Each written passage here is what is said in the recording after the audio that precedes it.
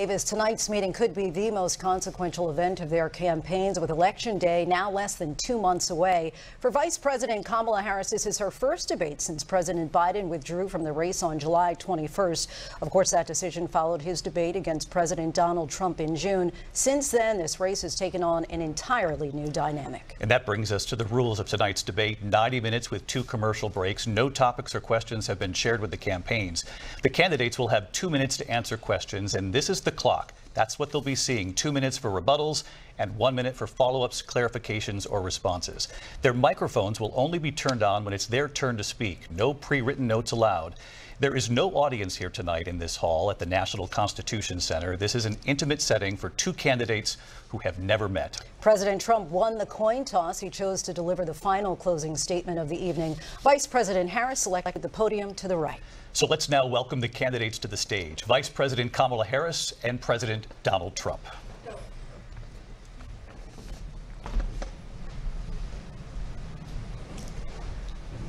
Kamala Harris.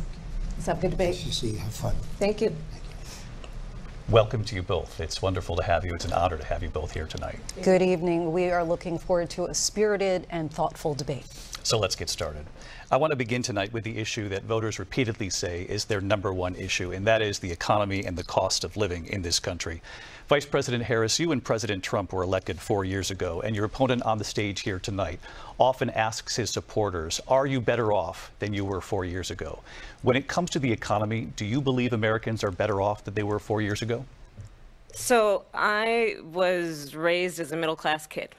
And I am actually the only person on this stage who has a plan that is about lifting up the middle class and working people of America. I believe in the ambition, the aspirations, the dreams of the American people. And that is why I imagine and have actually a plan to build what I call an opportunity economy. Because here's the thing. We know that we have a shortage of homes and housing, and the cost of housing is too expensive for far too many people. We know that young families need support to raise their children, and I intend on extending a tax cut for those families of $6,000, which is the largest child tax credit that we have given in a long time, so that those young families can afford to buy a crib, buy a car seat, buy clothes for their children. My passion, one of them, is small businesses. My mother raised my sister and me, but there was a woman who helped raise us. We call her our second mother. She was a small business owner. I love our small businesses. My plan is to give a $50,000 tax deduction to start up small businesses, knowing they are part of the backbone of America's economy. My opponent, on the other hand, his plan is to do what he has done before, which is to provide a tax cut for billionaires and big corporations, which will result in $5 trillion to America's deficit. My opponent has a plan that I call the Trump's sales tax, which would be a 20% tax on everyday goods that you rely on to get through the month. Economists have said that Trump sales tax would actually result for middle-class families in about $4,000 more a year, because of his policies and his ideas about what should be the backs of middle-class people paying for tax cuts for billionaires. President Trump, I'll give you 2 minutes. First of all, I have no sales tax. That's an incorrect statement. She knows that. We're doing tariffs on other countries. Other countries are going to finally, after 75 years, pay us back for all that we've done for the world. And the tariff will be substantial in some cases. I took in billions and billions of dollars, as you know, from China. In fact, they never took the tariff off because there was so much money they can't. It would totally destroy everything that they've set out to do. They're taking in billions of dollars from China and other places. They've left the tariffs on. When I had it, I had tariffs, and yet I had no inflation. Look, we've had a terrible economy because inflation which is really known as a country buster. It breaks up countries. We have inflation like very few people have ever seen before, probably the worst in our nation's history. We were at 21%, but that's being generous because many things are 50, 60, 70, and 80% higher than they were just a few years ago. This has been a disaster for people, for the middle class, but for every class. On top of that, we have millions of people pouring into our country from prisons and jails, from mental institutions and insane asylums, and they're coming in and they're taking jobs that are occupied right now by African Americans and Hispanics, and also unions. Unions are going to be affected very soon. And you see what's happening. You see what's happening with towns throughout the United States. You look at Springfield, Ohio. You look at Aurora in Colorado. They are taking over the towns. They're taking over buildings. They're going in violently. These are the people that Xi and Biden led into our country, and they're destroying our country. They're dangerous. They're at the highest level of criminality, and we have to get them out. We have to get them out fast. I created one of the greatest economies in the history of our country. I'll do it again, and even better. We are going to get to immigration and border security during this debate, but I would like to let Vice President Harris respond on the economy here. Well, I would love to. Let's talk about what Donald Trump left us. Donald Trump left us the worst unemployment since the Great Depression. Donald Trump left us the worst public health epidemic in a century. Donald Trump left us the worst attack on our democracy since the Civil War. And what we have done is clean up Donald Trump's mess. What we have done and what I intend to do is build on what we know are the aspirations and the hopes of the American people. But I'm going to tell you all in this debate tonight, you're going to hear from the same old tired playbook, a bunch of lies, grievances, and name-calling. What you're going to hear tonight is a detailed and dangerous plan called Project 2025 that the former president intends on implementing if he were elected again. I believe very strongly that the American people want a president who understands the importance of bringing us together, knowing we have so much more in common than what separates us. And I pledge to you to be a president for all Americans. President Trump will give you a minute here to respond. Number one, I have nothing to do, as you know, and as she knows better than anyone, I have nothing to do with Project 2025. That's out there. I haven't read it. I don't want to read it purposely. I'm not going to read it. This was a group of people that got together. They came up with some ideas, I guess some good, some bad. But it makes no difference. I have nothing to do. Everybody knows I'm an open book. Everybody knows what I'm going to do. Cut taxes very substantially and create a great economy like I did before. We had the greatest economy. We got hit with a pandemic. And the pandemic was not since 1917, where 100 million people died, has there been anything like it. We did a phenomenal job with the pandemic. We handed them over a country where the economy and where the stock market was higher than it was before the pandemic came in. Nobody's ever seen anything like it. We made ventilators for the entire world. We got gowns, we got masks, we did things that nobody thought possible. And people give me credit for rebuilding the military. They give me credit for a lot of things, but not enough credit for the great job we did with the pandemic. But the only jobs they got were bounce back jobs. These were jobs bounce back, and it bounced back and it went to their benefit.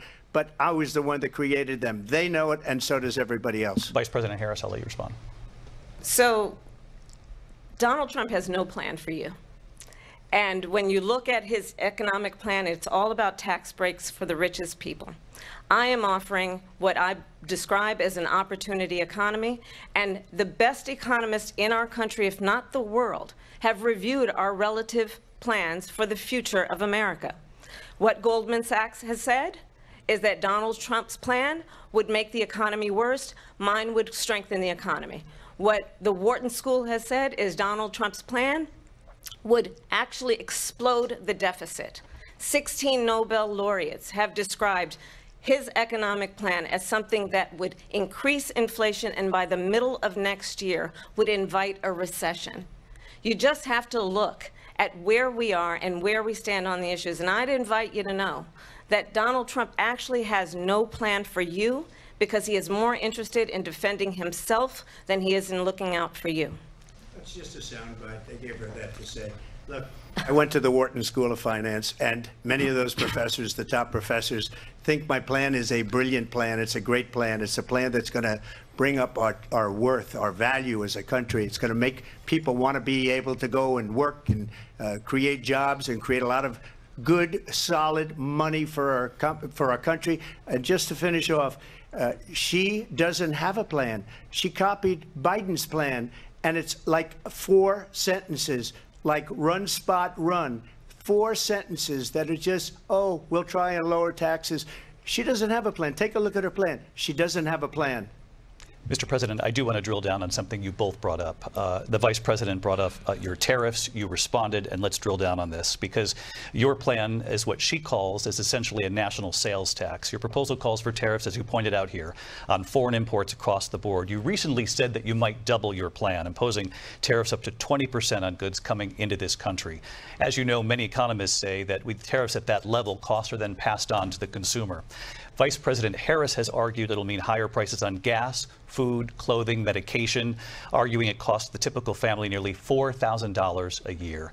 Do you believe Americans can afford higher prices because of tariffs? They're not going to have higher prices. What's going to have and who's going to have higher prices is China and all of the countries that have been ripping us off for years. I was the only president ever. China was paying us hundreds of billions of dollars, and so were other countries. And, you know, if she doesn't like them, they should have gone out and they should have immediately cut the tariffs. But those tariffs are there 3.5 years now under their administration. We are going to take in billions of dollars, hundreds of billions of dollars. I had no inflation, virtually no inflation. They had the highest inflation perhaps in the history of our country because I've never seen a worse period of time. People can't go out and buy cereal or bacon or eggs or anything else. The people of our country are absolutely dying with what they've done. They've destroyed the economy. And all you have to do is look at a poll. The polls say 80 and 85 and even 90% that the Trump economy was great, that their economy was terrible. Vice President Harris, I do want to ask for your response, and you heard what the president said there, because the Biden administration did keep a number of the Trump tariffs in place. So how do you respond? Well, let's be clear that the Trump administration resulted in a trade deficit, one of the highest we've ever seen in the history of America.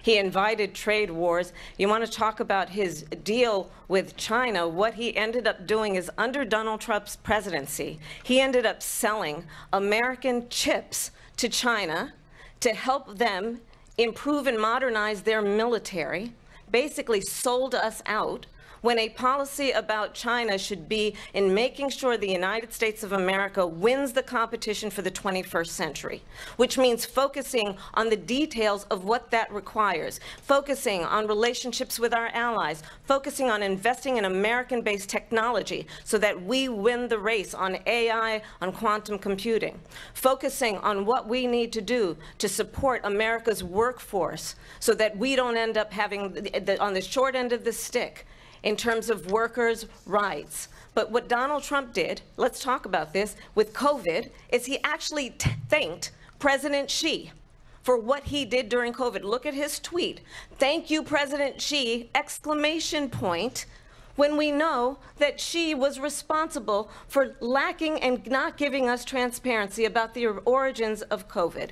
President Trump, I'll let you respond. First of all, they bought their chips from Taiwan. We hardly make chips anymore because of philosophies like they have and policies like they have. I don't say her because she has no policy. Everything that she believed 3 years ago and 4 years ago is out the window. She's going to my philosophy now. In fact, I was going to send her a MAGA hat. She's gone to my philosophy. But if she ever got elected, she'd change it. And it will be the end of our country.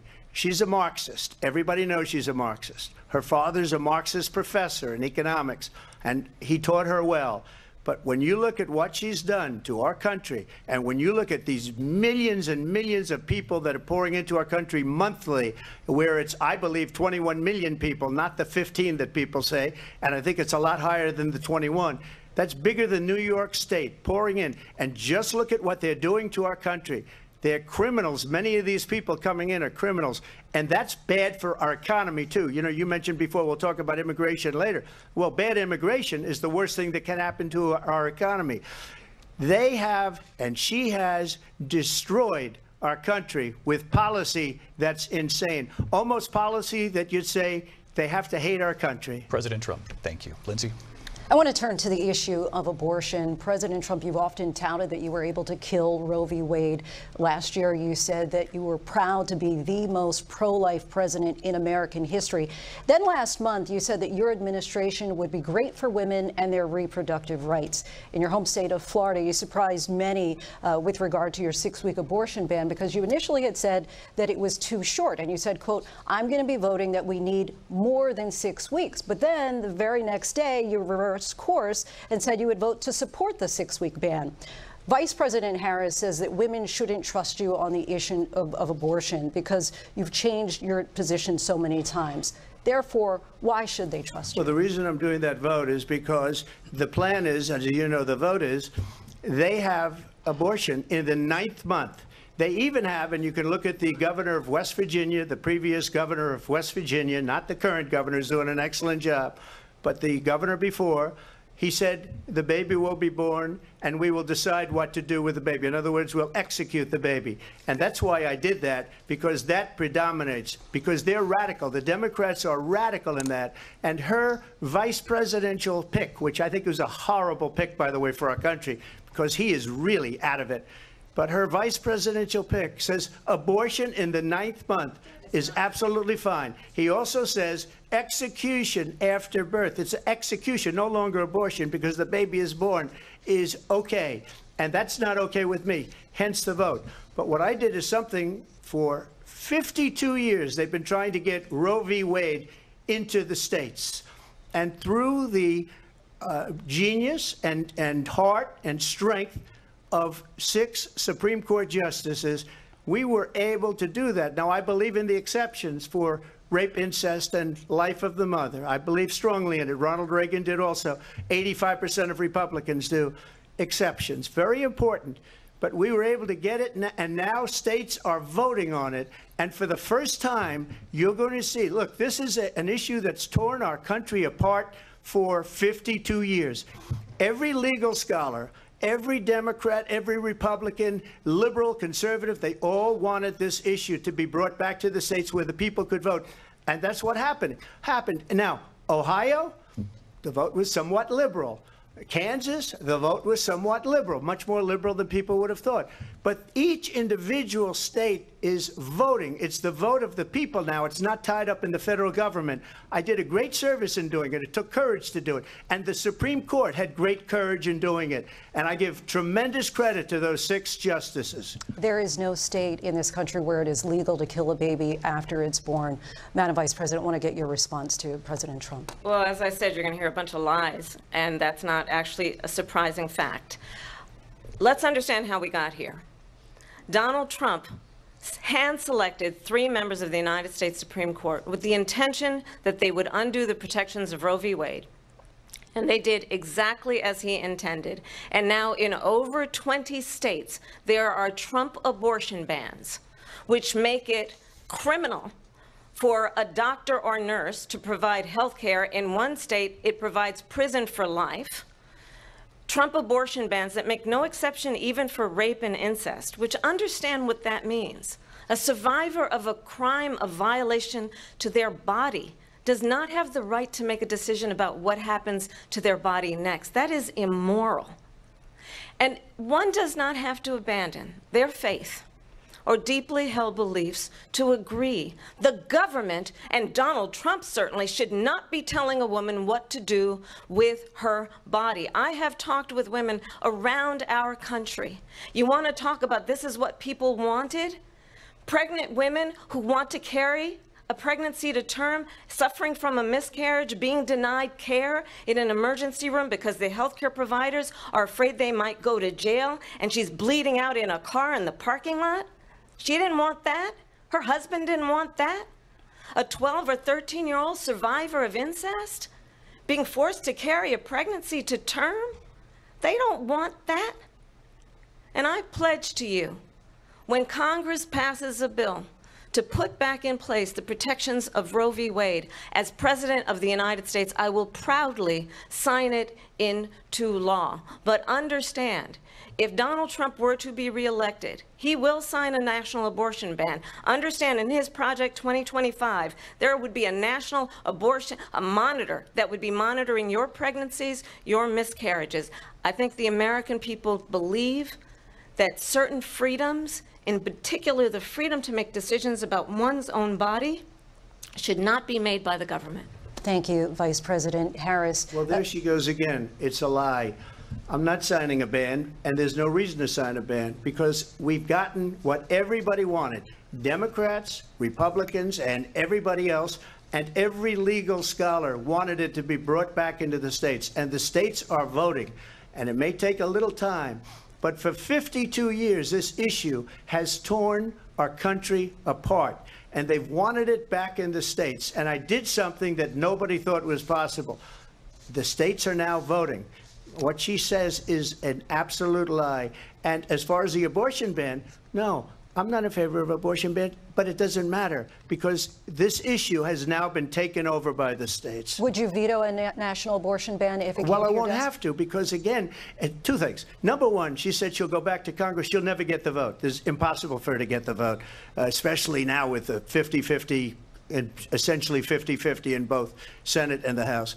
She's not going to get the vote. She can't get the vote. She won't even come close to it. So it's just talk. You know what it reminds me of? When they said they're going to get student loans terminated, and it ended up being a total catastrophe.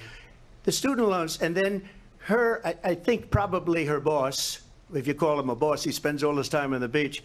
But look, her boss went out and said, we'll do it again. We'll do it a different way. And he went out, got rejected again by the Supreme Court. So all these students got taunted with this whole thing about this whole idea, and how unfair that would have been. Part of the reason they lost to the millions and millions of people that had to pay off their student loans. They didn't get it for free, but they were saying it's the same way that they talked about that they talk about abortion. But if I could just get a yes or no, because your running mate, J.D. Vance, has said that you would veto it if it did come to your desk. Well, I didn't discuss it with J.D. In all fairness, J.D., and I don't mind if he has a certain view, but I think he was speaking for me, but I really didn't.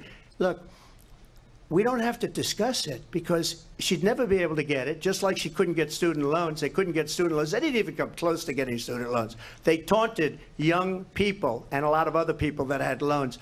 They can never get this approved. So it doesn't matter what she says about going to Congress. Well, wonderful. Let's go to Congress. Do it. But the fact is that for years they wanted to get it out of Congress and out of the federal government, and we did something that everybody said couldn't be done. And now you have a vote of the people on abortion.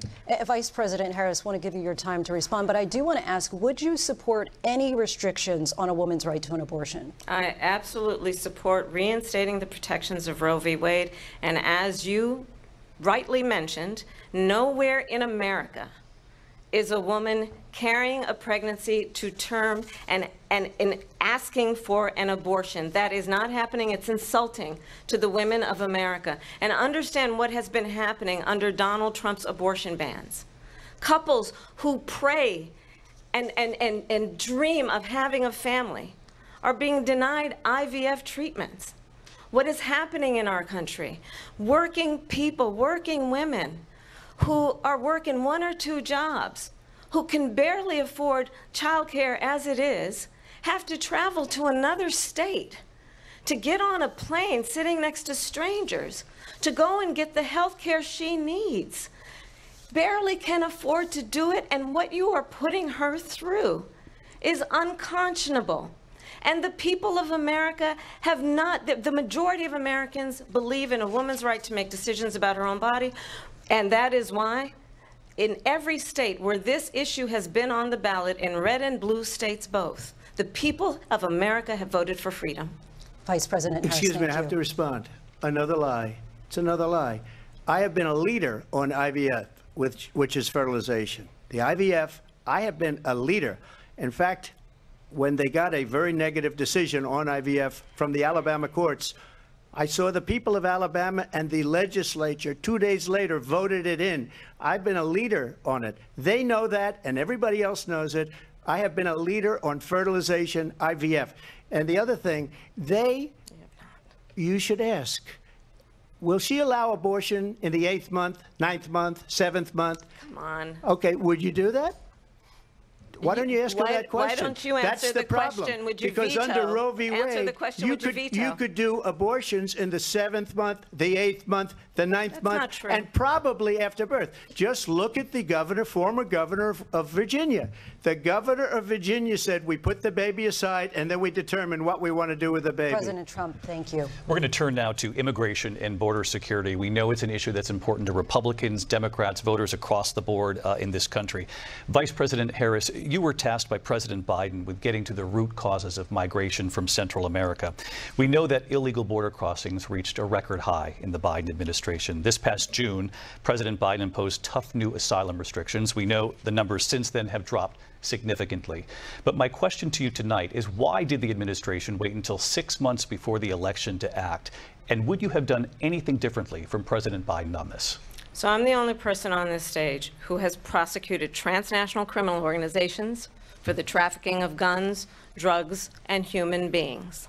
And let me say that the United States Congress, including some of the most conservative members of the United States Senate, came up with a border security bill which I supported. And that bill would have put 1,500 more border agents on the border to help those folks who are working there right now overtime trying to do their job. It would have allowed us to stem the flow of fentanyl coming into the United States. I know there are so many families watching tonight who have been personally affected by the surge of fentanyl in our country. That bill would have put more resources to allow us to prosecute transnational criminal organizations for trafficking in guns, drugs, and human beings. But you know what happened to that bill? Donald Trump got on the phone, called up some folks in Congress, and said, kill the bill. And you know why? Because he'd prefer to run on a problem instead of fixing a problem. And understand, this comes at a time where the people of our country actually need a leader who engages in solutions, who actually addresses the problems at hand. But what we have in the former president is someone who would prefer to run on a problem instead of fixing a problem. And I'll tell you something, he's going to talk about immigration a lot tonight, even when it's not the subject that is being raised. And I'm going to actually do something really unusual, and I'm going to invite you to attend one of Donald Trump's rallies, because it's a really interesting thing to watch. You will see during the course of his rallies, he talks about fictional characters like Hannibal Lecter. He will talk about windmills cause cancer. And what you will also notice is that people start leaving his rallies early out of exhaustion and boredom. And I will tell you, the one thing you will not hear him talk about is you. You will not hear him talk about your needs, your dreams, and your desires. And I'll tell you, I believe you deserve a president who actually puts you first, and I pledge to you that I will. Vice President Harris, thank you. President Trump, on that point, I want to get your response. Well, I would like to respond. Let me just ask, though, why did you try to kill that bill, and successfully so, that would have put thousands of additional agents and officers on the border? First, let me respond as to the Please. rallies. She said people start leaving. People don't go to her rallies. There's no reason to go. And the people that do go, she's bussing them in and paying them to be there, and then showing them in a different light. So she can't talk about that. People don't leave my rallies. We have the biggest rallies, the most incredible rallies in the history of politics. That's because people want to take their country back. Our country is being lost. We're a failing nation. And it happened 3.5 years ago. And what's going on here, you're going to end up in World War III, just to go into another subject. What they have done to our country by allowing these millions and millions of people to come into our country, and look at what's happening to the towns all over the United States. And a lot of towns don't want to talk. It's not going to be Aurora or Springfield. A lot of towns don't want to talk about it because they're so embarrassed by it. In Springfield, they're eating the dogs, the people that came in. They're eating the cats. They're eating the pets of the people that live there. And this is what's happening in our country, and it's a shame. As far as rallies are concerned, as far as the reason they go is they like what I say. They want to bring our country back. They want to make America great again. It's a very simple phrase, make America great again. She's destroying this country, and if she becomes president, this country doesn't have a chance of success. Not only success, we'll end up being Venezuela on steroids. I just want to clarify here. You bring up Springfield, Ohio, and ABC News did reach out to the city manager there. He told us there have been no credible reports of specific claims of pets being harmed, injured, or abused by individuals within the immigrant community. Well, I've seen people on television. Let me just say here, this is the people on television say my dog was taken and used for food. So maybe he said that, and maybe that's a good thing to say for a city manager. I'm not taking this from television. But the people on television saying their dog was eaten by the people that went there. Again, the Springfield city manager says there's no evidence of that. Vice President Harris, I'll let you respond to the rest of what you've heard. You talk about extreme. You know, this is, I think, one of the reasons why in this election, I actually have the endorsement of 200 Republicans who have formerly worked with President Bush, Mitt Romney, and John McCain, including the endorsement of former Vice President Dick Cheney and Congress member Liz Cheney. And if you want to really know the inside track on who the former president is, if he didn't make it clear already, just ask people who have worked with him. His former chief of staff, a 4-star general, has said he has contempt for the Constitution of the United States. His former national security advisor has said he is dangerous and unfit. His former Secretary of Defense has said the nation, the republic, would never survive another Trump term. And when we listen to this kind of rhetoric, when the issues that affect the American people are not being addressed, I think the choice is clear in this election. President Trump, I'll give you a quick minute to respond here. Thank you, because when I hear that, see, I'm a different kind of a person. I fired most of those people. Not so graciously. They did bad things or a bad job. I fired them. They never fired one person. They didn't fire anybody having to do with Afghanistan and the Taliban and the 13 people who's were just killed, viciously and violently killed. And I got to know the parents and the family. They didn't fire. They should have fired all those generals, all those top people, because that was one of the most incompetently handled situations anybody has ever seen. So when somebody does a bad job, I fire him. And you take a guy like Esper, he was no good, I fired him, so he writes a book. Another one writes a book, because with me they can write books, with nobody else can they. But they have done such a poor job, and they never fire anybody. Look at the economy. Look at the inflation. They didn't fire any of their economists. They have the same people. That's a good way not to have books written about you. But just to finish, I got more votes than any Republican in history by far. In fact, I got more votes than any president, sitting president, in history by far.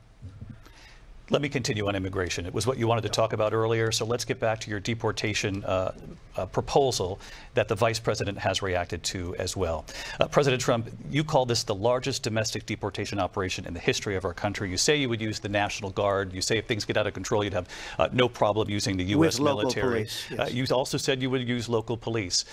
How would you deport 11 million undocumented immigrants? I know you believe that number is much higher. Take us through this. What does this look like? Will authorities be going door to door in this country? Yeah, it is much higher because of them. They allowed criminals, many millions of criminals. They allowed terrorists. They allowed common street criminals. They allowed people to come in, drug dealers, to come into our country. And they're now in the United States and told by their countries like Venezuela, don't ever come back or we're going to kill you. Do you know that crime in Venezuela and crime in countries all over the world is way down? You know why? Because they've taken their criminals off the street and they've given them to her to put into our country. And this will be one of the greatest mistakes in history for them to allow. And I think they probably did it because they think they're going to get votes, but it's not worth it because they're destroying the fabric of our country by what they've done. There's never been anything done like this at all. They've destroyed the fabric of our country. Millions of people let in, and all over the world, crime is down all over the world except here. Crime here is up and through the roof. Despite their fraudulent statements that they made, crime in this country is through the roof. And we have a new form of crime. It's called migrant crime. And it's happening at levels that nobody thought possible. President Trump, as you know, the FBI says overall violent crime is actually coming down in this country. But Excuse me, the FBI they were defrauding statements. They didn't include the worst cities. They didn't include the cities with the worst crime. It was a fraud. Just like their number of 818,000 jobs that they said they created turned out to be a fraud. President Trump, thank you. I'll let you respond, Vice President Harris. Well, I think this is so rich coming from someone who has been prosecuted for national security crimes, economic crimes, election interference, has been found liable for sexual assault, and his next big court appearance is in November at his own criminal sentencing. And let's be clear, where each person stands on the issue of what is important about respect for the rule of law and respect for law enforcement. The former vice president called for defunding federal law enforcement, 45,000 agents, get this, on the day after he was arraigned on 34 felony counts. So let's talk about what is important in this race. It is important that we move forward, that we turn the page on this same old tired rhetoric and address the needs of the American people, address what we need to do about the housing shortage, which I have a plan for, address what we must do to support our small businesses, address bringing down the price of groceries. But frankly, the American people are exhausted with this same old tired playbook. Vice President Harris, thank you. Excuse me. Every one of those cases was started by them against their political opponent. And I'm winning most of them, and I will win the rest on appeal. And you saw that with the decision that came down just recently from the Supreme Court. I'm winning most of them. But those are cases, it's called weaponization. Never happened in this country. They weaponized the Justice Department. Every one of those cases was involved with the DOJ, from Atlanta and Fani Willis to the Attorney General of New York and the DA in New York. Every one of those cases. And then they say, oh, he's a criminal. They're the ones that made them go after me. By the way, Joe Biden was found essentially guilty on the documents case. And what happened in my documents case? They said, oh, that's the toughest of them all. A complete and total victory. 2 months ago, it was thrown out. It's weaponization, and they used it, and it's never happened in this. They used it to try and win an election. They're fake cases. President Trump, thank you. A really quick response here, Vice President Harris, on this notion of weaponization of the Justice Department. Well, let's talk about extreme and understand the context in which this election in 2024 is taking place. The United States Supreme Court recently ruled that the former president would essentially be immune from any misconduct if he were to enter the White House again. Understand, this is someone who has openly said he would terminate, I'm quoting, terminate the Constitution of the United States, that he would weaponize the Department of Justice against his political enemies. Someone who has openly expressed disdain for members of our military. Understand what it would mean if Donald Trump were back in the White House with no guardrails, because certainly we know now the court won't stop him. We know J.D. Vance is not going to stop him. It's up to the American people Vice President to stop Harris, him. Thank you. Lindsay? Vice President Harris, in your last run for president.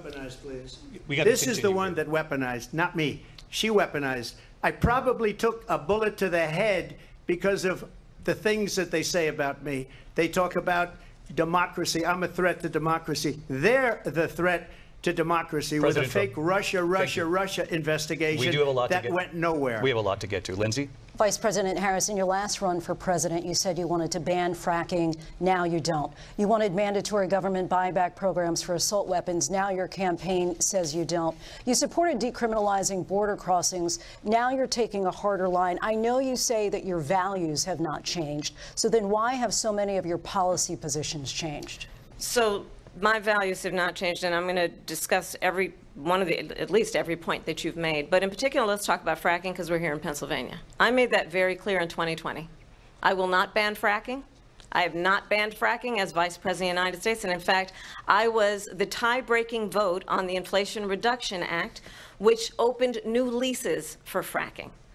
My position is that we have got to invest in diverse sources of energy so we reduce our reliance on foreign oil. We have had the largest increase in domestic oil production in history because of an approach that recognizes that we cannot over-rely on foreign oil.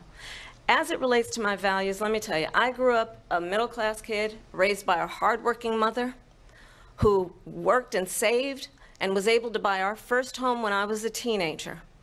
The values I bring to the importance of home ownership, knowing not everybody got handed $400 million on a silver platter and then filed bankruptcy 6 times, is a value that I bring to my work to say we are going to work with the private sector and home builders to increase 3 million homes, increase by 3 million homes by the end of my first term. My work that is related to having a friend when I was in high school who was sexually assaulted by her stepfather. And my focus then on protecting women and children from violent crime is based on a value that is deeply grounded in the importance of standing up for those who are most vulnerable.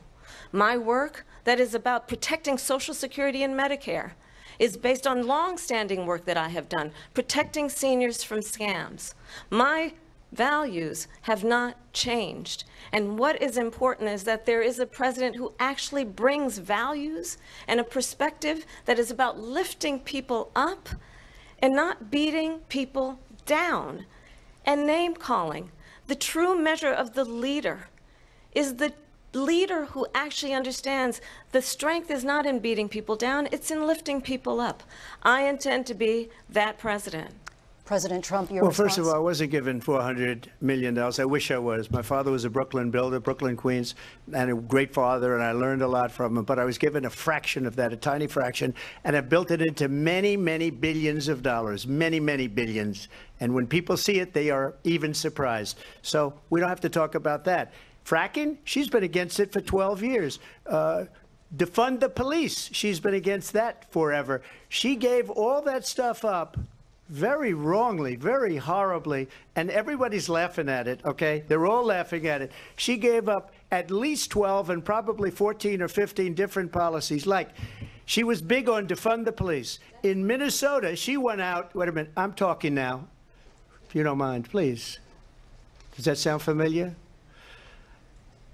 She went out in Minnesota and wanted to let criminals that killed people, that burned down Minneapolis, she went out and raised money to get them out of jail. She did things that nobody would ever think of. Now she wants to do transgender operations on illegal aliens that are in prison. This is a radical left liberal that would do this. She wants to confiscate your guns, and she will never allow fracking in Pennsylvania. If she won the election, fracking in Pennsylvania will end on day one. Just to finish one thing, so important in my opinion. So I got the oil business going like nobody has ever done before. When they took over, they got rid of it, started getting rid of it, and the prices were going up the roof. They immediately let these guys go to where they were. I would have been 5 times, 4 times, 5 times higher, because you're talking about 3.5 years ago. They got it up to where I was because they had no choice, because the prices of energy were quadrupling and doubling. You saw what happened to gasoline. So they said, let's go back to Trump. But if she won the election, the day after that election, they'll go back to destroying our country, and oil will be dead, fossil fuel will be dead, we'll go back to windmills, and we'll go back to solar, where they need a whole desert to get some energy to come out. You ever see a solar plant? By the way, I'm a big fan of solar, but they take 400, 500 acres of desert President soil. Trump, we have a These lot are of not good issues things that for we the have to get to. environment that We're she out of time. understands. Thank you. Lindsay, thank you. We have an election in just 56 days. And I want to talk about the peaceful transfer of power, which, of course, we all know is a cornerstone of our democracy, and the role of a president in a moment of crisis. Mr. President, on January 6th, you told your supporters to march to the Capitol. You said you would be right there with them. The country and the world saw what played out at the Capitol that day, the officers coming under attack. Aides in the West Wing say you watched it unfold on television off the Oval Office.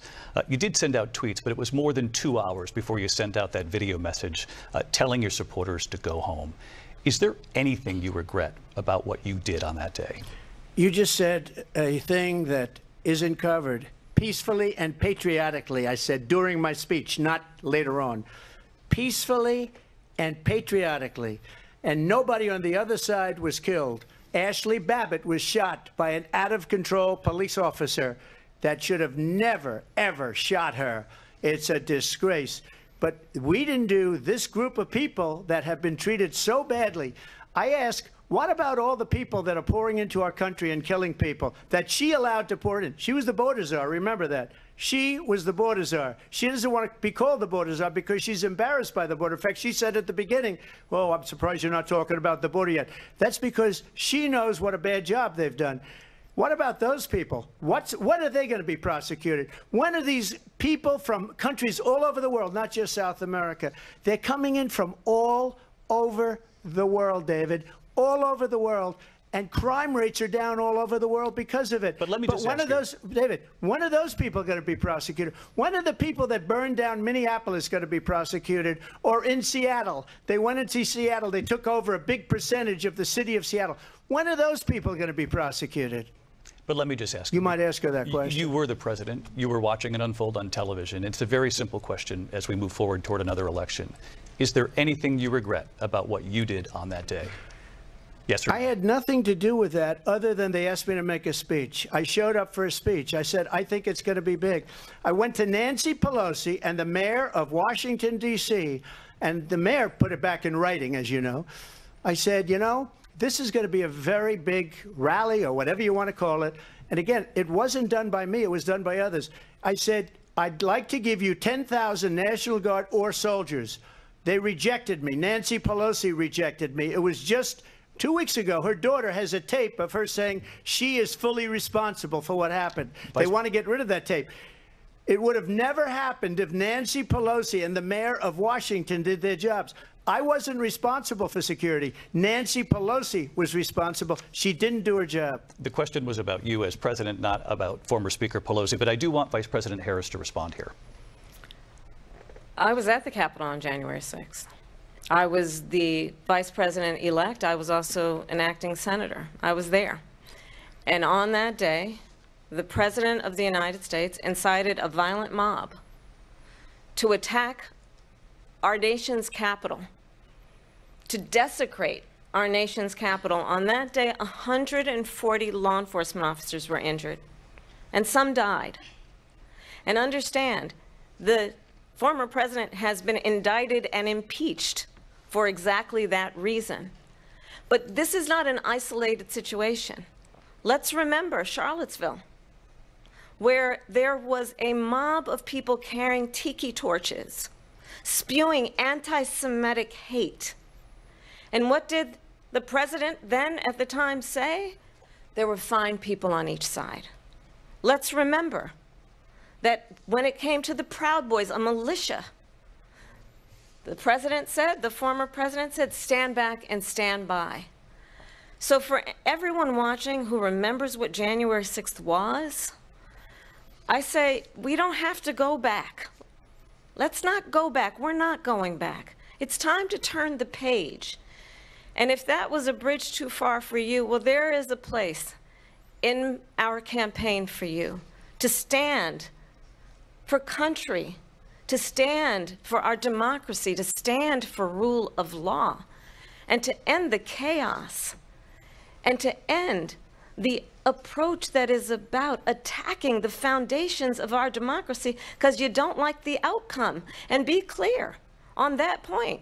Donald Trump, the candidate, has said in this election there will be a bloodbath if this and the outcome of this election is not to his liking. Let's turn the page on this. Let's not go back. Let's chart a course for the future and not go backwards to the past. Let me just follow up here. It was a different term, and it was a term that related to energy because they have destroyed our energy business. That was where bloodbath was. Also, on Charlottesville, that story has been, as you would say, debunked.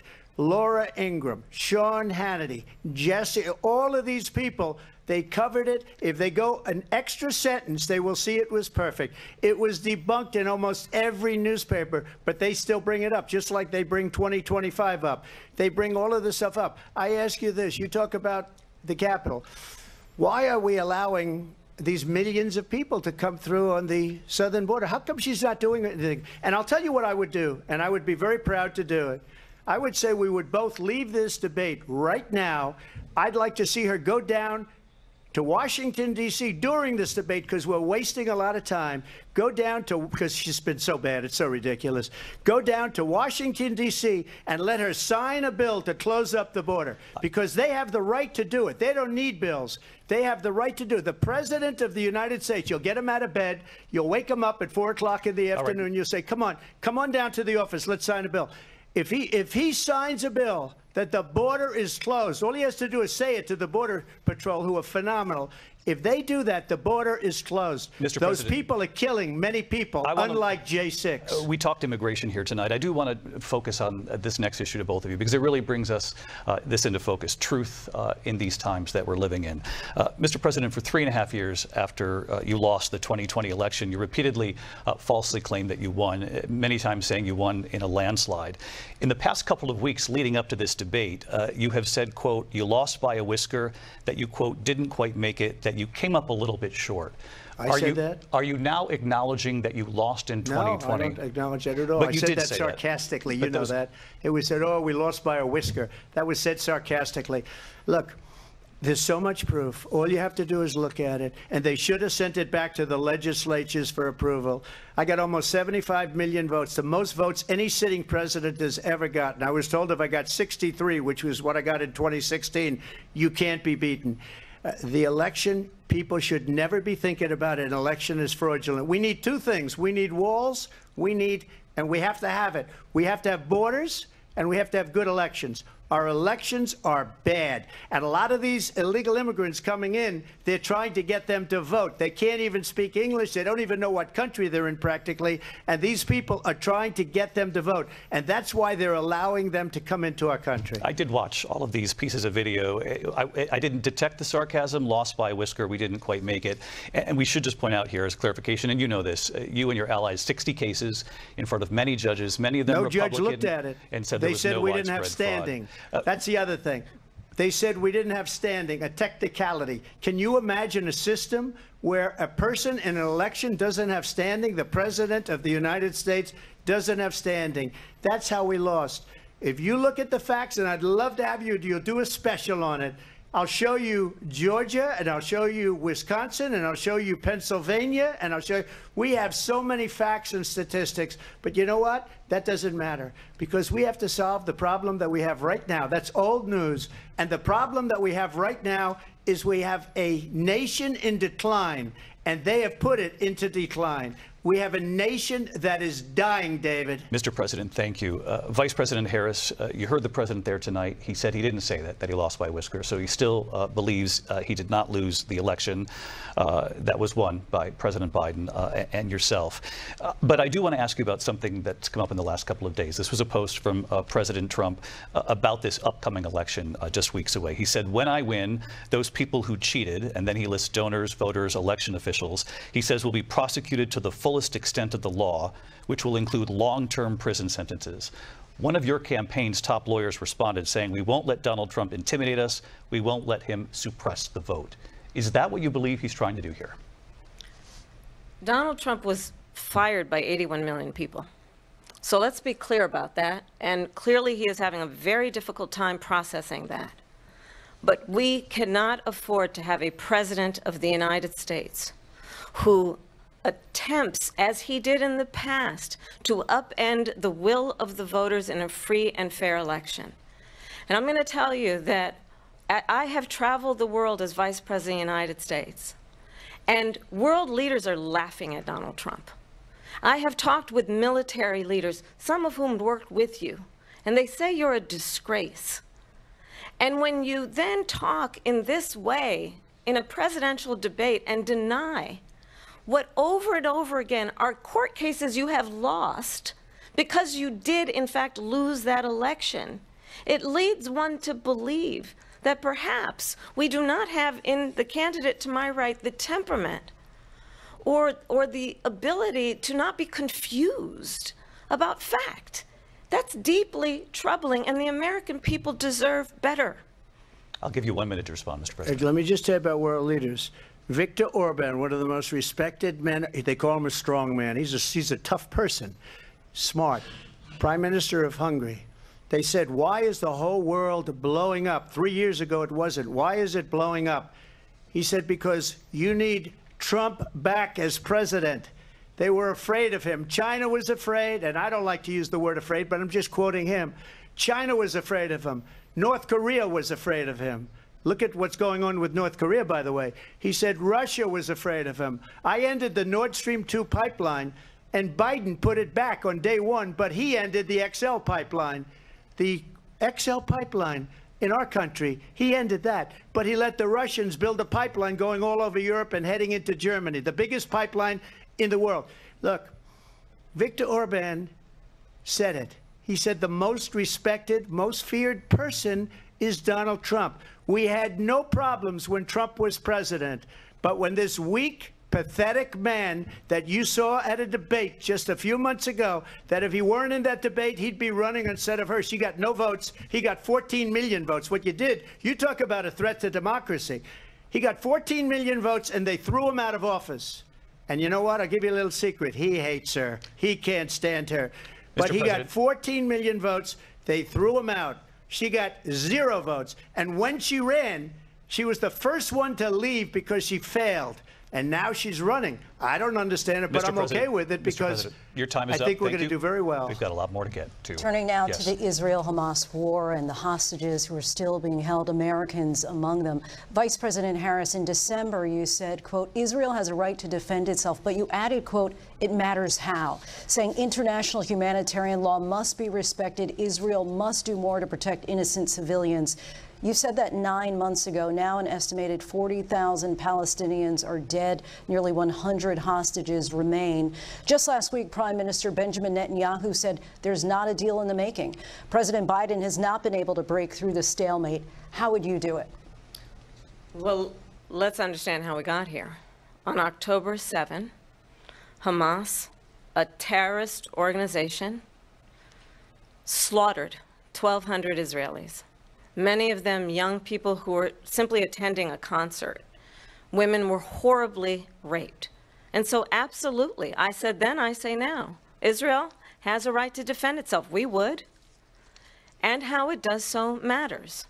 Because it is also true, far too many innocent Palestinians have been killed. Children, mothers. What we know is that this war must end. It must end immediately, and the way it will end is we need a ceasefire deal and we need the hostages out. And so we will continue to work around the clock on that. Work around the clock, also understanding that we must chart a course for a two-state solution. And in that solution, there must be security for the Israeli people and Israel, and in equal measure for the Palestinians. But the one thing I will assure you always, I will always give Israel the ability to defend itself, in particular as it relates to Iran and any threat that Iran and its proxies pose to Israel.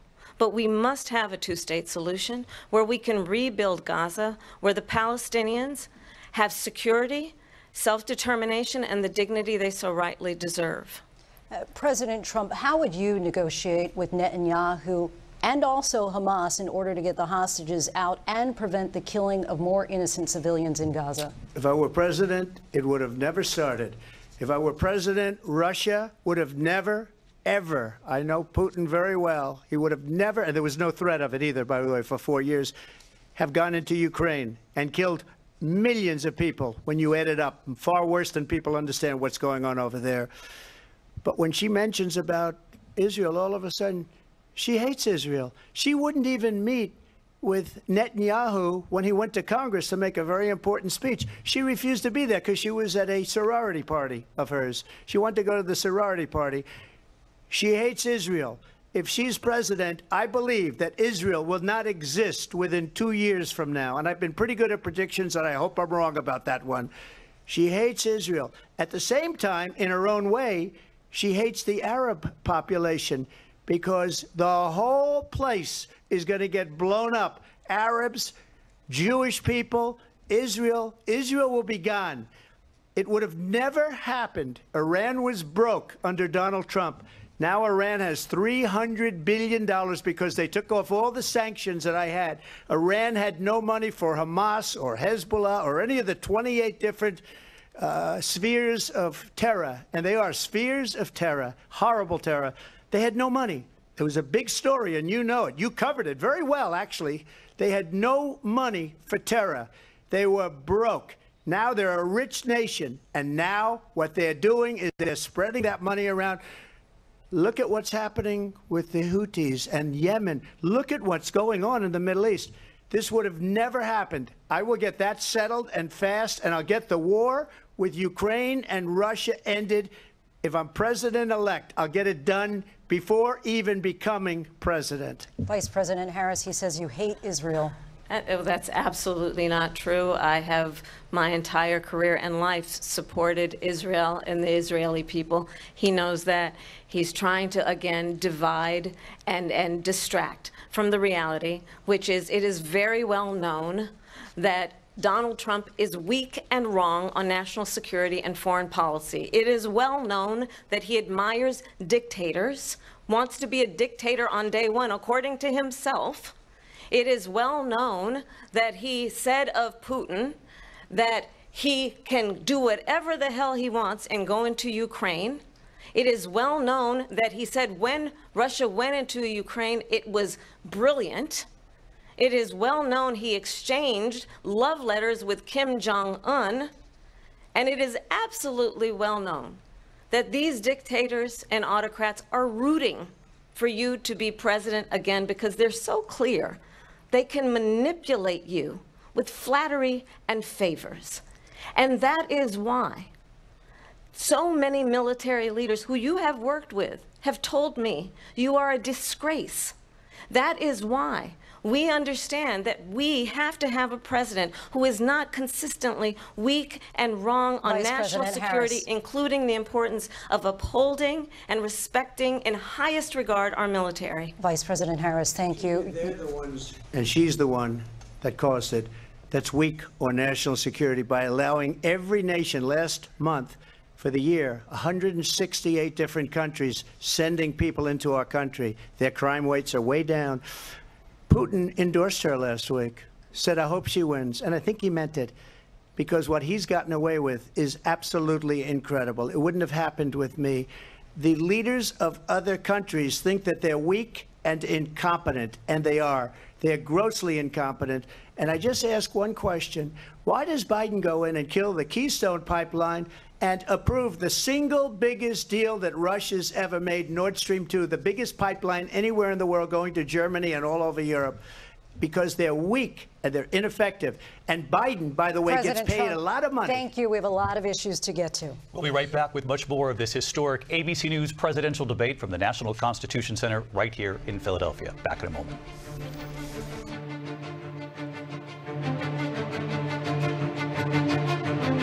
The ABC News presidential debate will continue after this.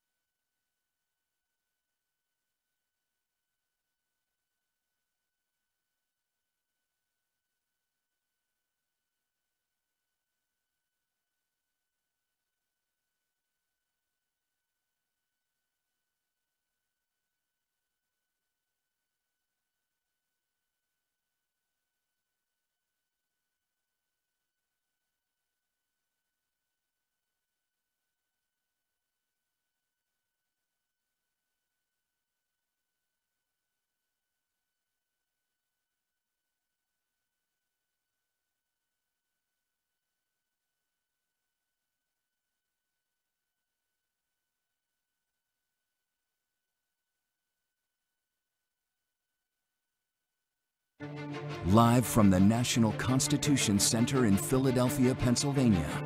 Here again, David Muir and Lindsay Davis.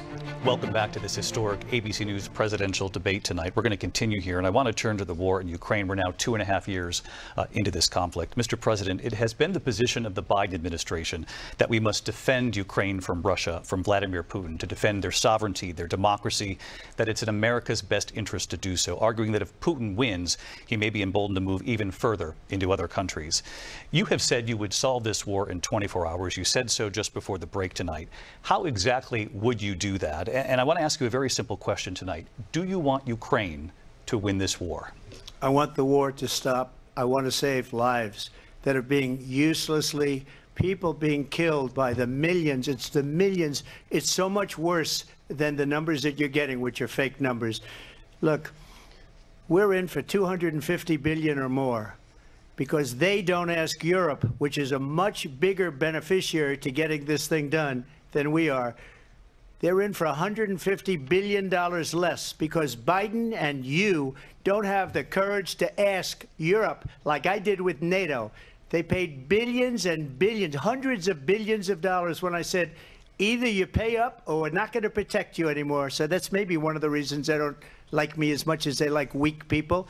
But you take a look at what's happening. We're in for 250 to 275 billion.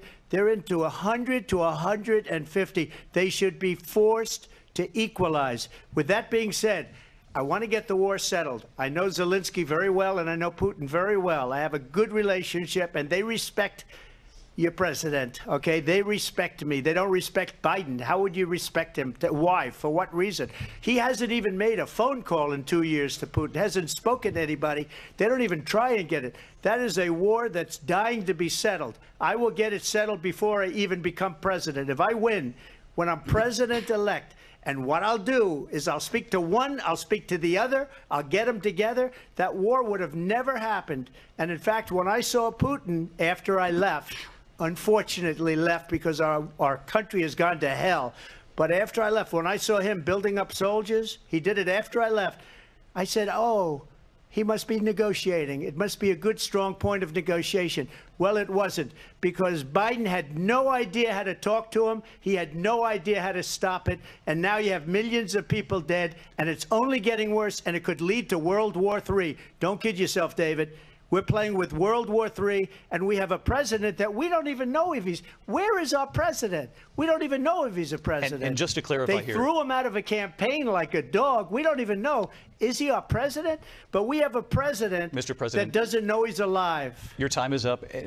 Just to clarify in the question, do you believe it's in the U.S. best interest for Ukraine to win this war, yes or no? I think it's the U.S. best interest to get this war finished and just get it done. All right. Negotiate a deal, because we have to stop all of these human lives from being destroyed. I want to take this to Vice President Harris. I want to get your thoughts on support for Ukraine in this moment, but also, as Commander-in-Chief, if elected, how would you deal with Vladimir Putin, and would it be any different from what we're seeing from President Biden?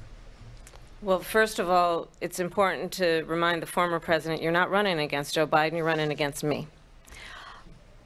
I believe the reason that Donald Trump says that this war would be over within 24 hours is because he would just give it up. And that's not who we are as Americans. Let's understand what happened here. I actually met with Zelensky a few days before Russia invaded, tried through force to change territorial boundaries, to defy one of the most important international rules and norms, which is the importance of sovereignty and territorial integrity. And I met with President Zelensky. I shared with him American intelligence about how he could defend himself. Days later, I went to NATO's eastern flank, to Poland and Romania. And through the work that I and others did, we brought 50 countries together to support Ukraine in its righteous defense. And because of our support, because of the air defense, the ammunition, the artillery, the javelins, the Abrams tanks that we have provided, Ukraine stands as an independent and free country. If Donald Trump were president, Putin would be sitting in Kyiv right now. And understand what that would mean, because Putin's agenda is not just about Ukraine. Understand why the European allies and our NATO allies are so thankful that you are no longer president and that we understand the importance of the greatest military alliance the world has ever known, which is NATO, and what we have done to preserve the ability of Zelensky and the Ukrainians to fight for their independence. Otherwise, Putin would be sitting in Kyiv with his eyes on the rest of Europe, starting with Poland. And why don't you tell the 800,000 Polish Americans right here in Pennsylvania how quickly you would give up for the sake of favor and what you think is a friendship with what is known to be a dictator who would eat you for lunch. Vice President Harris, thank you. We've heard from both of you on Ukraine tonight. Afghanistan came up in the last hour. I wanted her to respond to something you said earlier, and please, I'll give you a minute here. Putin would be sitting in Moscow, and he wouldn't have lost 300,000 men and women, but he would have been sitting in Moscow. Quiet, please. He would have been sitting in Moscow much happier than he is right now. But eventually, you know, he's got a thing that other people don't have. He's got nuclear weapons. They don't ever talk about that. He's got nuclear weapons. Nobody ever thinks about that. And eventually, maybe he'll use them, and maybe he hasn't been that threatening, but he does have that. Something we don't even like to talk about. Nobody likes to talk about it. But just so you understand, they sent her to negotiate peace before this war started. 3 days later, he went in and he started the war because everything they said was weak and stupid. They said the wrong things. That war should have never started. She was the emissary. They sent her in to negotiate with Zelensky and Putin, and she did. And the war started 3 days later. And that's the kind of talent we have with her. She's worse than Biden. In my opinion, I think he's the worst president in the history of our country. She goes down as the worst vice president in the history of our country. But let me tell you something. She is a horrible negotiator. They sent her in to negotiate. As soon as they left, Putin did the invasion. President Trump, thank you. You did bring up something. You said she went to negotiate with Vladimir Putin. Vice President Harris, have you ever met Vladimir Putin? Can you clarify tonight? Yet again, I said it at the beginning of this debate, you're going to hear a bunch of lies coming from this fellow. And that is another one. When I went to meet with President Zelensky, I've now met with him over 5 times. The reality is it has been about standing as America always should, as a leader upholding international rules and norms, as a leader who shows strength, understanding that the alliances we have around the world are dependent on our ability to look out for our friends and not favor our enemies because you adore strongmen instead of caring about democracy. And that is very much what is at stake here. The President of the United States is commander-in-chief. And the American people have a right to rely on a president who understands the significance of America's role and responsibility in terms of ensuring that there is stability and ensuring we stand up for our principles and not sell them for the benefit of personal flattery. We've talked about Ukraine and Vladimir Putin. I do want to talk about Afghanistan. It came up in the first hour of this debate. I want to move on to Afghanistan. Said Trump did the most amazing thing I've ever seen. He got these countries, the 28 countries at the time, to pay up. He said, I've never seen. He's the head of NATO. He said, I've never seen. For years, we were paying almost all of NATO. We were being ripped off by European nations, both on trade and on NATO. I got them to pay up by saying one of the statements you made before, if you don't pay, we're not going to protect you. Otherwise, we would have never gotten it. He said it was one of the most incredible jobs that he's ever seen done. Thank you. I want to turn to Afghanistan. It came up in the first hour of the debate, and we witnessed a poignant moment today on Capitol Hill, honoring the soldiers who died in the chaotic withdrawal from Afghanistan. I do want to ask the Vice President, do you believe you bear any responsibility in the way that withdrawal played out? Well, I will tell you, I agreed with President Biden's decision to pull out of Afghanistan. 4 presidents said they would, and Joe Biden did. And as a result, America's taxpayers are not paying the $300 million a day we were paying for that endless war. And as of today, there is not one member of the United States military who is in active duty in a combat zone in any war zone around the world, the first time this century. But let's understand how we got to where we are.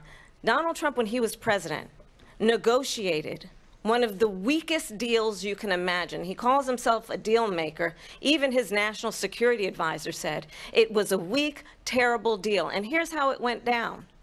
He bypassed the Afghan government. He negotiated directly with a terrorist organization called the Taliban.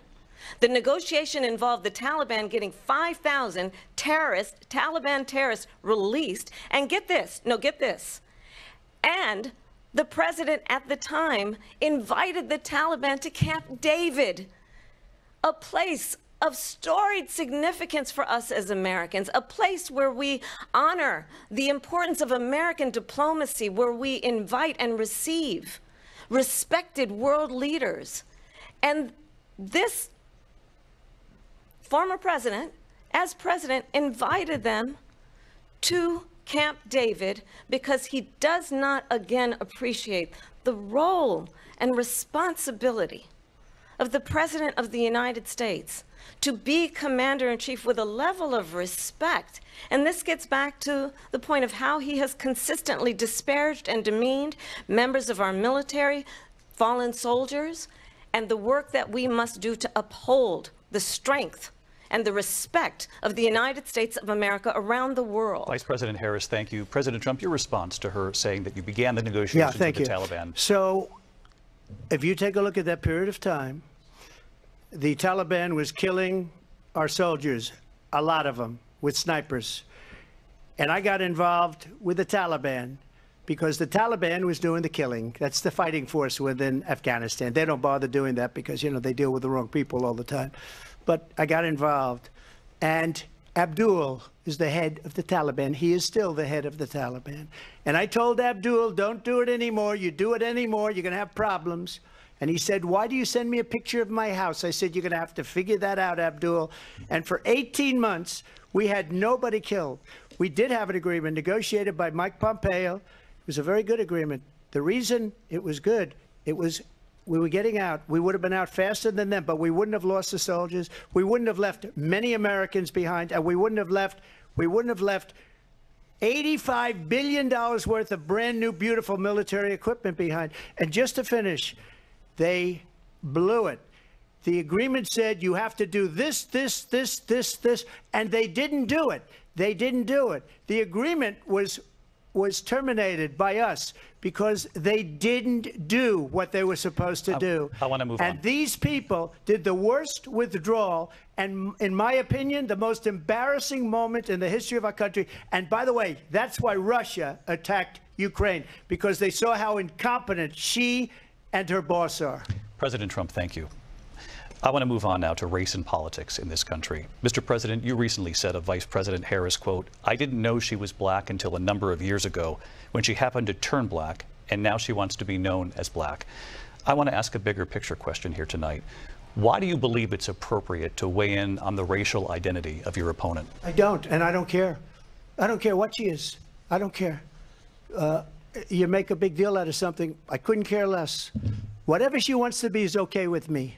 But those were your words, so I'm asking. I don't know. I mean, all I can say is I read where she was not black, that she put out, and I'll say that. And then I read that she was black, and that's okay. Either one was okay with me. That's up to her. That's up to her. Vice President Harris, your thoughts on this? I think it's, I mean, honestly, I think it's a tragedy that we have someone who wants to be president who has consistently, over the course of his career, attempted to use race to divide the American people. You know, I do believe that the vast majority of us know that we have so much more in common than what separates us, and we don't want this kind of approach that is just constantly trying to divide us, and especially by race. And let's remember how Donald Trump started. He was land, he owned buildings, and he was investigated because he refused to rent property to black families. Let's remember, this is the same individual who took out a full-page ad in the New York Times calling for the execution of 5 young black and Latino boys who were innocent, the Central Park 5. Took out a full-page ad calling for their execution. This is the same individual who spread birther lies about the first black president of the United States. And I think the American people want better than that, want better than this, want someone who understands, as I do, I travel our country. We see in each other a friend. We see in each other a neighbor.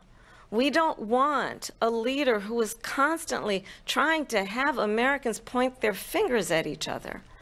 I meet with people all the time who tell me, can we please just have discourse about how we're going to invest in the aspirations and the ambitions and the dreams of the American people?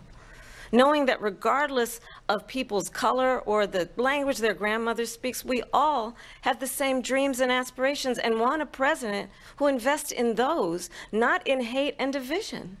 Vice President Harris, thank you. Lindsay? President Trump, this is now your third time. This is the most divisive presidency in the history of our country. There's never been anything like it. They're destroying our country, and they come up with things like what she just said. Going back many, many years, when a lot of people, including Mayor Bloomberg, agreed with me on the Central Park Five, they admitted, they said, they pled guilty. And I said, well, if they pled guilty, they badly hurt a person, killed a person ultimately. And if they pled guilty, then they pled, we're not guilty. But this is a person that has to stretch back years, 40, 50 years ago, because there's nothing now. I built one of the greatest economies in the history of the world, and I'm going to build it again. It's going to be bigger, better, and stronger. But they're destroying our economy. They have no idea what a good economy is. Their oil policies, every single policy. And remember this, she is Biden. You know, she's trying to get away from Biden. I don't know the gentleman, she says. She is Biden. The worst inflation we've ever had, a horrible economy because inflation has made it so bad, and she can't get away with that. Thank you. Your time is up, Lindsay. I want to respond to that, though. I want to just respond briefly. Clearly, I am not Joe Biden, and I am certainly not Donald Trump. And what I do offer is a new generation of leadership for our country, one who believes in what is possible, one who brings a sense of optimism about what we can do instead of always disparaging the American people. I believe in what we can do to strengthen our small businesses, which is why I have a plan. Let's talk about our plans and let's compare the plans. I have a plan to give startup businesses $50,000 tax deduction, to pursue their ambitions, their innovation, their ideas, their hard work. I have a plan, $6,000 for young families for the first year of your child's life, to help you in that most critical stage of your child's development. I have a plan that is about allowing people to be able to pursue what has been fleeting in terms of the American dream by offering a help with down payment of $25,000 down payment assistance for first-time home buyers. That's the kind of conversation, I believe, David, that people really want tonight, as opposed to a conversation that is constantly about belittling and name-calling. Let's turn the page Vice President and move Harris, forward. thank you. Let's turn to policy. President Trump, we have to move on. President Trump.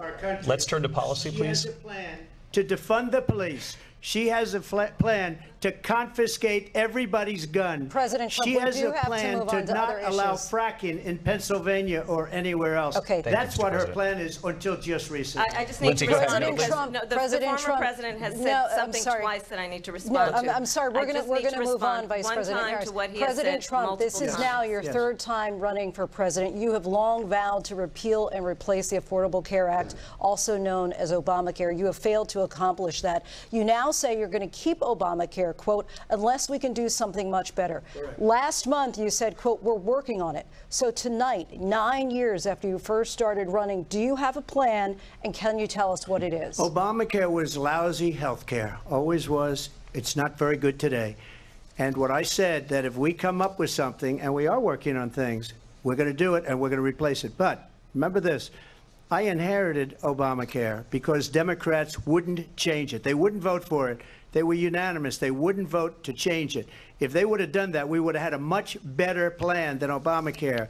But the Democrats came up. They wouldn't vote for it. I had a choice to make when I was president. Do I save it and make it as good as it can be, never going to be great, or do I let it rot? And I felt I had an obligation, even though politically it would have been good to just let it rot and let it go away. I decided, and I told my people, the top people, and they're very good people. I have a lot of good people in that administration. We read about the bad ones. We had some real bad ones, too, and so do they. They have really bad ones. The difference is they don't get rid of them. But let me just explain. I had a choice to make. Do I save it and make it as good as it can be, or do I let it rot? And I saved it. I did the right thing. But it's still never going to be great, and it's too expensive for people. And what we will do is we're looking at different plans. If we can come up with a plan that's going to cost our people, our population, less money and be better health care than Obamacare, then I would absolutely do it. But until then, I'd run it as good as it can be run. So just a yes or no, you still do not have a plan? I have concepts of a plan. I'm not president right now. But if we come up with something, I would only change it if we come up with something that's better and less expensive. And there are concepts and options we have to do that. And you'll be hearing about it in the not-too-distant future. Vice President Harris, in 2017, you supported Bernie Sanders' proposal to do away with private insurance and create a government-run healthcare system. 2 years later, you proposed a plan that included a private insurance option. What is your plan today? Well, first of all, I absolutely support, and over the last 4 years as vice president, private healthcare options. But what we need to do is maintain and grow the Affordable Care Act. But I'll get to that, Lindsay. I just need to respond to a previous point that the former president has made. I've made very clear my position on fracking. And then this business about taking everyone's guns away. Tim Walz and I are both gun owners. We're not taking anybody's guns away. So stop with the continuous lying about this stuff. As it relates to the Affordable Care Act, understand, just look at the history to know where people stand. When Donald Trump was president, 60 times he tried to get rid of the Affordable Care Act. 60 times. I was a senator at the time when I will never forget the early morning hours when it was up for a vote in the United States Senate. And the late, great John McCain, who you have disparaged as being, you don't like him, you said, at the time because he got caught. He was an American hero. The late, great John McCain, I will never forget that night, walked onto the Senate floor and said, no, you don't. No, you don't. No, you don't get rid of the Affordable Care Act. You have no plan. And what the Affordable Care Act has done is eliminate the ability of insurance companies to deny people with pre-existing conditions. I don't have to tell the people watching tonight, you remember what that was like? Remember when an insurance company could deny if a child had asthma, if someone was a breast cancer survivor, if a grandparent had diabetes? And thankfully, as I've been vice president and we over the last 4 years have strengthened the Affordable Care Act, we have allowed for the first time Medicare to negotiate drug prices on behalf of you, the American people. Donald Trump said he was going to allow Medicare to negotiate drug prices. He never did. We did.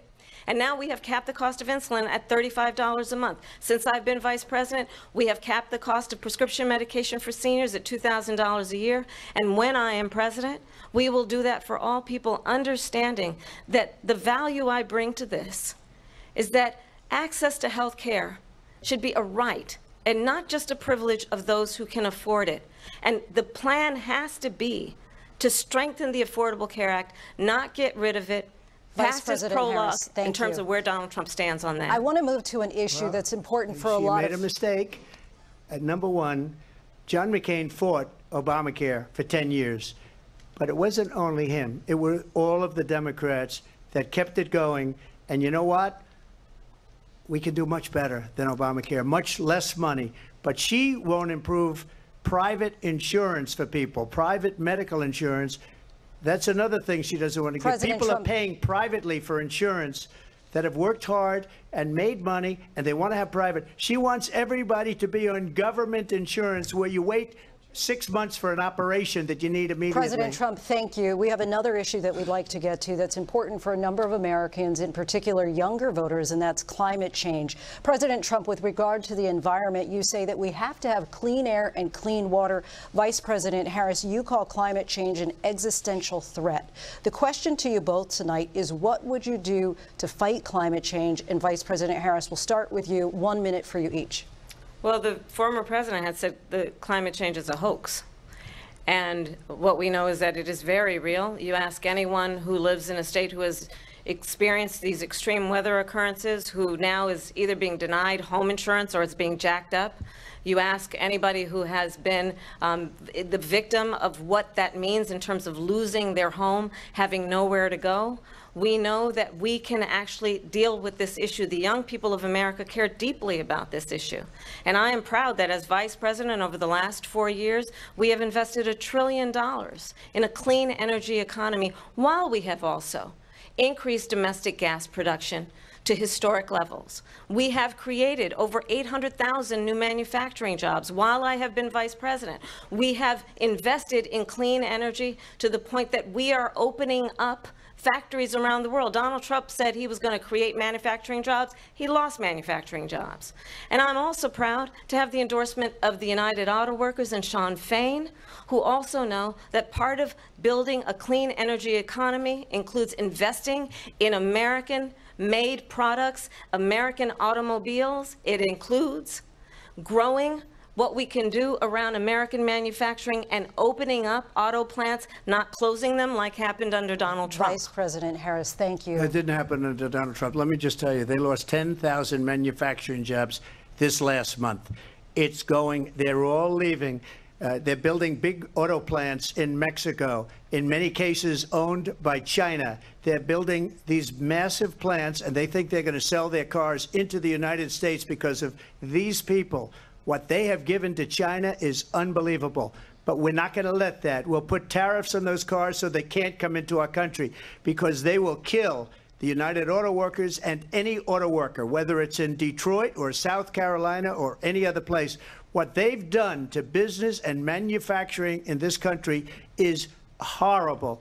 We have nothing because they refuse. You know, Biden doesn't go after people because supposedly China paid him millions of dollars. He's afraid to do it. Between him and his son, they get all this money from Ukraine. They get all this money from all of these different countries. And then you wonder, why is he so loyal to this one, that one, Ukraine, China? Why is he? Why did he get $3.5 million from the mayor of Moscow's wife? Why did she pay him $3.5 million? This is a crooked administration, and they're selling our country down the tubes. President Trump, thank you. Thank you. We'll be right back with closing statements from both of our candidates. An historic night, this ABC News presidential debate from Philadelphia. Back in a moment.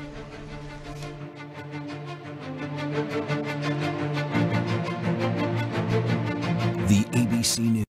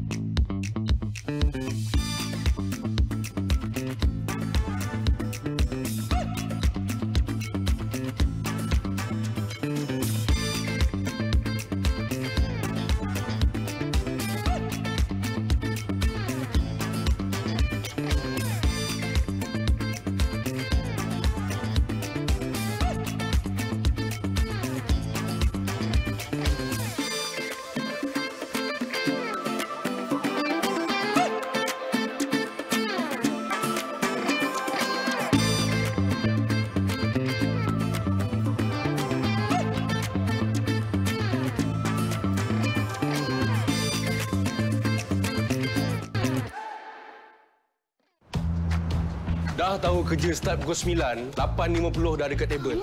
Lambat. You are... Nah, breakfast? Pergi buat research 100 video paling best saja.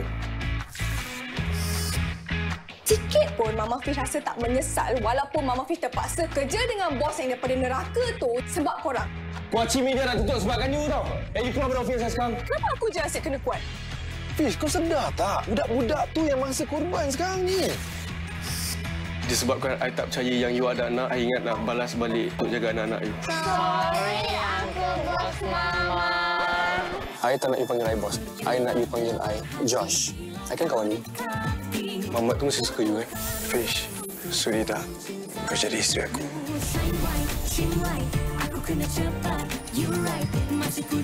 Uncle Boss Mama, Isnin hingga Khamis, 10 malam di Astro dan Astro Go. Welcome to Baku. The Baku city circuit is poised and ready for action. This is Azerbaijan. It's lights out and away we go.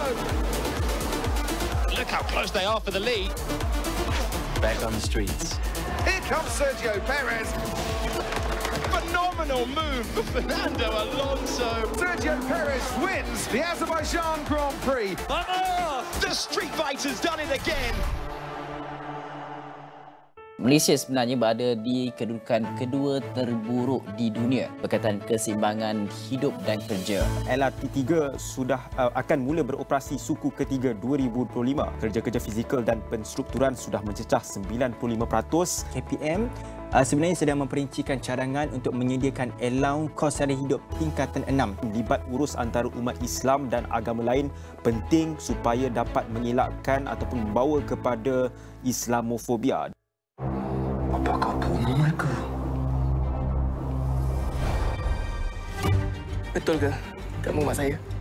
Dia dah tahu, bang. Macam mana dia tahu yang tak tahu tapi dia dah tahu. Who's this lady? It's my real mother. They lied to me. They are not my real family and they poisoned me. Aku tak ada masa depan sebab kau. Apa aku? Kau tak wujud atas muka bumi. Exchange. Stream ke semua episod on demand dan episod akhir di Astro Premier. Di era digital, pemasaran bukan hanya tentang penjualan semata-mata.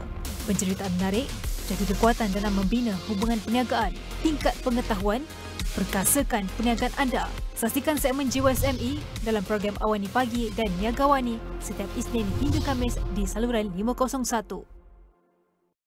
Dibawakan oleh penaja utama jelajah Jiwa SME, Unify Business, rakan digital pilihan anda. Ayolah kaum kita beramai-ramai ke Ipoh untuk lonjakkan perniagaan anda dalam sesi perkongsian bersama dengan usahawan tempatan, penyelesaian perniagaan digital Unified Business bersama rakan strategik Sept, agensi kerajaan Matri, TikTok Shop, Cook House dan sesi pitching pentas niaga. Atau marilah kita beramai-ramai ke Ion Mall Ipoh Station Meeting. Dibawakan oleh penaja utama jelajah Jiwa SME, Unify Business, rakan digital pilihan anda.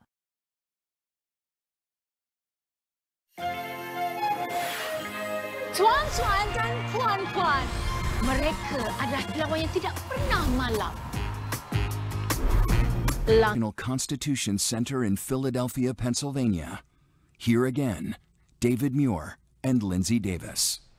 Welcome back tonight. The time has come for closing statements, and Vice President Harris, we begin with you. So I think you've heard tonight two very different visions for our country. One that is focused on the future, and the other that is focused on the past, and an attempt to take us backward. But we're not going back. And I do believe that the American people know we all have so much more in common than what separates us, and we can chart a new way forward.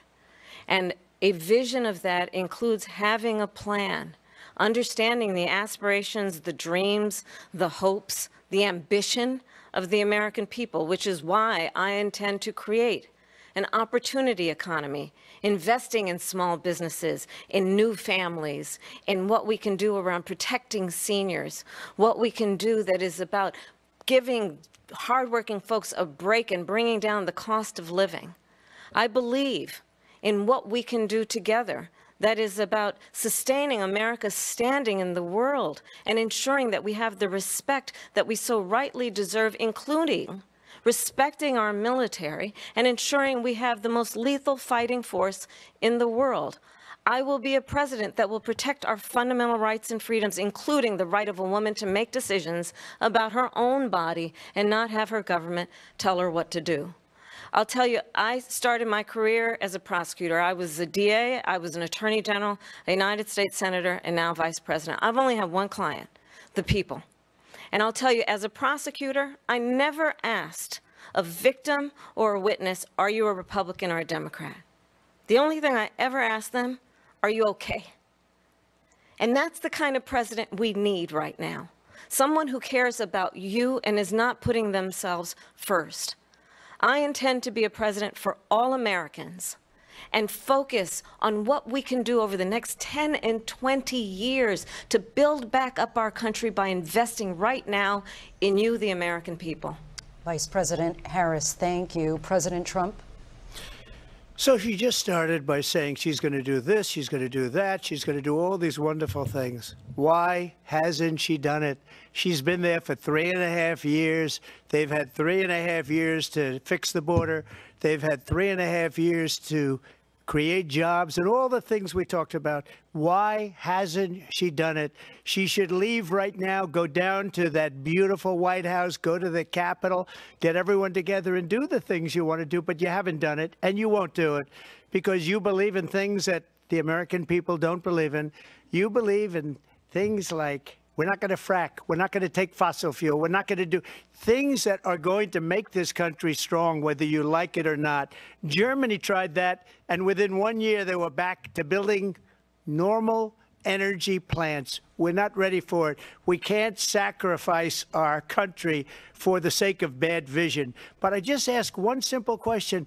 Why didn't she do it? We're a failing nation. We're a nation that's in serious decline. We're being laughed at all over the world. All over the world, they're laughed. I know the leaders very well. They're coming to see me. They call me.